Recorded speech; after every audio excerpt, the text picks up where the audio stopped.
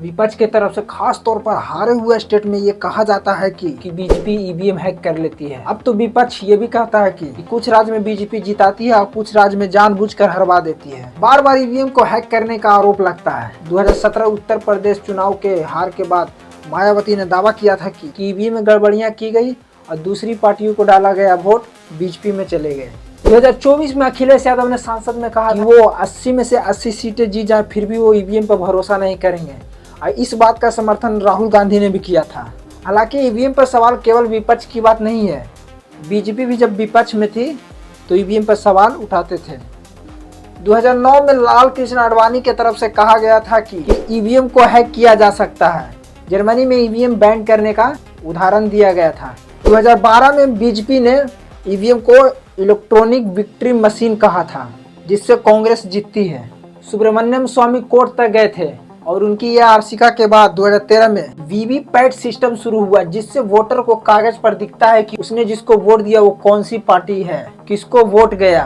अब जब आरोप चुनाव आयोग पर लग रहे हैं कि चुनाव आयोग ईवीएम के जरिए बीजेपी को जिता रहा है, तो 2017 में ही चुनाव आयोग ने खुली चुनौती दे दी थी कि कोई भी राजनीतिक पार्टी ईवीएम को हैक करके दिखा दे। हालांकि जब ये दावा किया गया उसके बाद कोई भी पॉलिटिकल पार्टी सामने नहीं आई। सुप्रीम कोर्ट ने भी ईवीएम को सुरक्षित माना। 2024 में कोर्ट ने कहा कि 2019 और 2024 के बीच में एक बार ईवीएम के डेटा में गड़बड़ी हुई, जो कि एक अधिकारी की गलती थी क्योंकि उसने मॉक पोल का डेटा डिलीट नहीं किया था। इसके अलावा नहीं मिली। अब सवाल ये है कि ईवीएम को सुरक्षा कैसे की जा सकती है, जो ये आरोप लगते हैं। तो देखिए, एक तो मॉक पोल वोटिंग के से पहले सभी राजनीतिक पार्टियों के एजेंट वहां मौजूद रहते हैं और मशीन की जांच करते हैं कि वोट सही जगह जा रहा है कि नहीं जा रहा है।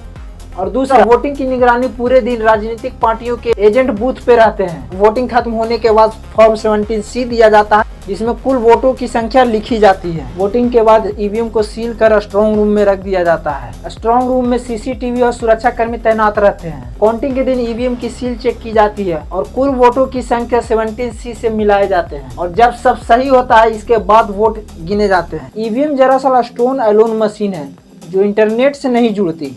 इसे हैक करने के लिए मशीन को फिजिकली बदलना होगा, जो कई जांच स्तर के चलते मुश्किल है। वीवीपैट से वोटर को पुष्टि मिलती है। इसी वजह से सुप्रीम कोर्ट ने 2024 में कहा था कि ईवीएम में छेड़छाड़ की कोई गड़बड़ी नहीं मिली, ईवीएम सुरक्षित है। धन्यवाद।